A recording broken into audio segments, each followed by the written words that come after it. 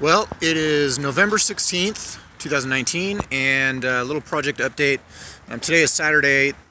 She's going to go back in the water on Monday. That's the plan, at least.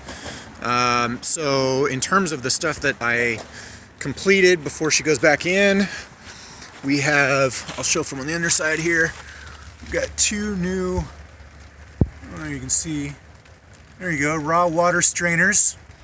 With new through holes and new ball valves, and then which I'll show the ball valves from inside in just a second. And then I have a new transducer that I picked up, and I figured, you know what, now's the time to do it, because if I wait, I'm gonna have to wait an entire season, or at least until the next time I haul it out. So I figured now is as good a time as any to put the transducer in. I did a little research on the transducer. I didn't have the time or the money really to invest in a brand new entire system that includes both the transducer and the display. So what I did is I discovered that there's a company called Airmar that they manufacture the majority of the transducers for all of the different OEMs: Garmin, Raymarine, Lawrence, Furuno, etc. So almost all of those depth finders and fish finders use the Airmar product, a series of products. And so I went ahead and found one that has what's called a mix and match cable, which allows me to install the transducer now and then pick the unit down the road. We're here in the cabin. It's still a little bit of a mess. I got a bucket of hoses there. I've got my tools and drills and sanders and all sorts of stuff. These are the old gate valves that we removed. And, it's interesting because functionally there's nothing wrong with it, but from the standpoint of if you're out on the water and you discover that you've got a massive leak and you need to seal it off, it's like 15, 20 turns of these gate valves in order to close them off. So the replacement option, which I'll get to here now, were these ball valves. And these are the things that they have that are, approved by Coast Guard and basically the right part for the job. And that's down here. You'll see, there's my new ball valve. That's the starboard side. And this is how it works. That's off. That's on. That's it. Find a leak, shut her off. And here's the port side one. It's off, on, off again. These are my strainer baskets. I R&R'd the actual basket itself, the inside, the filter. These are no longer manufactured. The assembly body is no longer manufactured. There's no way to get parts for them. The only option that I had for replacing the strainer basket would have been a replacement that wasn't, it was almost like you gotta guess to a degree.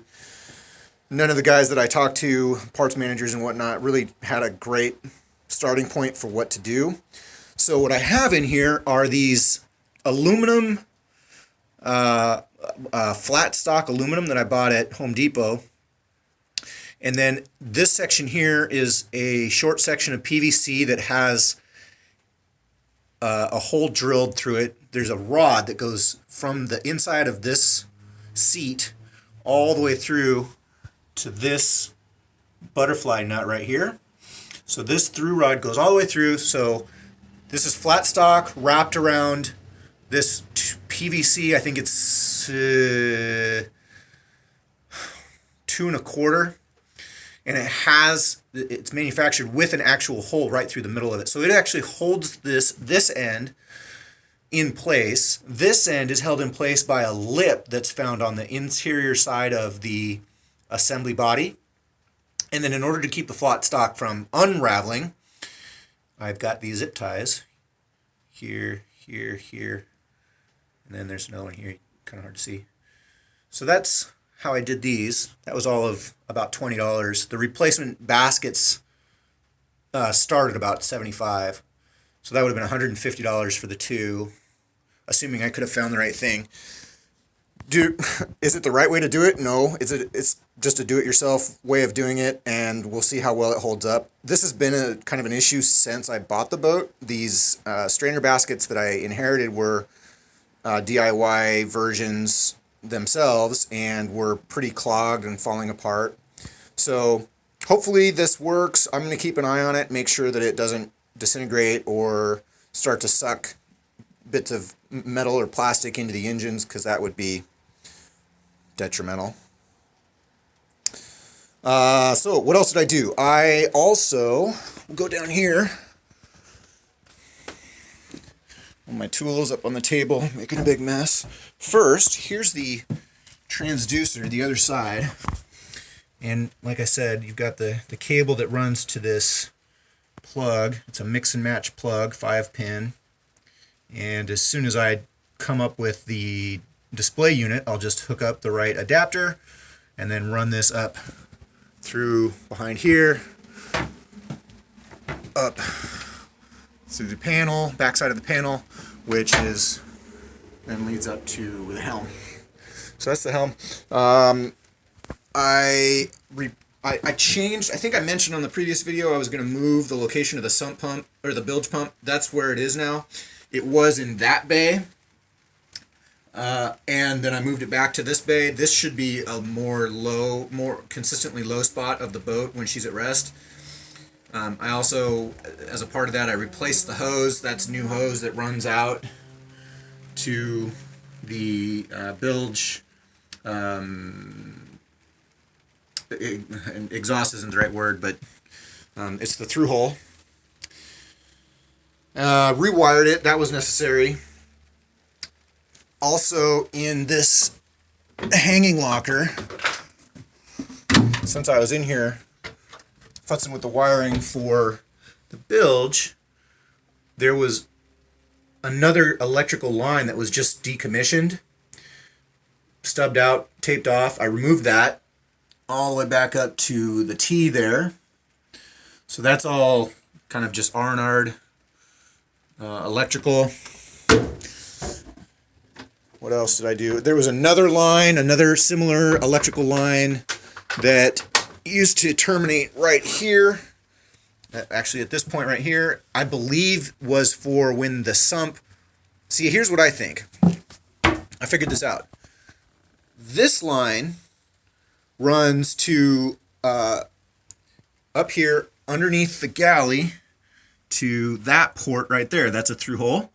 I believe that used to be the bilge pump. And then there's this hose right here that runs to the shower pan.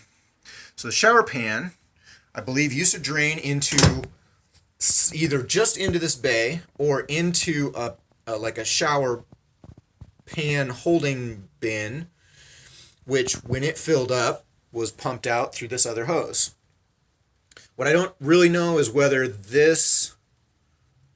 I guess that's about as much as I figured out. So the good thing is that I have another through hole that I can attach a second bilge, or I can, use as a discharge for the shower. Shower drains down to here, and then it gets bilge pumped out through this one. The downside is that, and this is part of just buying an older boat, this is an open hole between the inside of the boat and the outside of the boat. So if for some reason she were to be at the point where that was at or below the water line, and that's pretty high up, so that would be not great to begin with, but let's just assume that something happened and she's sitting a little low in the water, that is going to rapidly accelerate the rate at which she turns into a submarine. So that's where I'm at. I've been really thinking about this whole kind of setup with these panels. These panels are all just kind of lift out, and then what used to be here was a carpet, just a piece of this same old carpet, was over these. The problem is that this is 1/2-inch plywood over a 2-foot span, and that's 2 feet this way and 2 feet this way, roughly. And they kind of clatter and clank when you walk on them, and there is a little bit of a flex. It just doesn't feel solid. So what I think I might do is build in to each one of these bays, build in a cleat, then trim back 1/2-inch ply such that it sits on the cleat and flush to the top of these stringers and joists, with the intent that that cleat holds this sort of basically a wide border that would go around like this.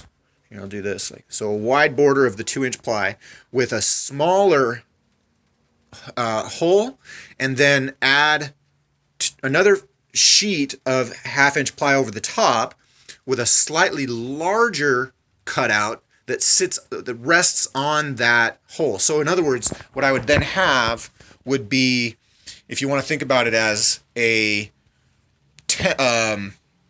almost like a single long piece of cabin sole that is supported from underneath by these trim borders that are in turn supported by the cleats. So there's a lot of support there, and it allows me then to take these panels and reduce them in size so that I can still open them up, look inside the bilge, have access to the bilge, but they are not as rattly. The whole thing should feel more secure. You should feel really like you're walking on about 1 inch of plywood rather than on 1/2 of an inch of plywood.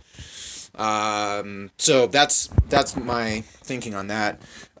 Further on what's happening here in the V-berth, it's all pretty much cleared out. Everything's been removed. I've got a vent line there. I got a vent line there. Those were the vent lines for where the freshwater tanks used to be. I have to find a new freshwater tank. I have to build a new sole in here, floor, and that's all pretty much on the plan, but I don't really have much thought out beyond that. So I believe that is the update for now, and hope everybody's enjoying these videos. That's it. See you later.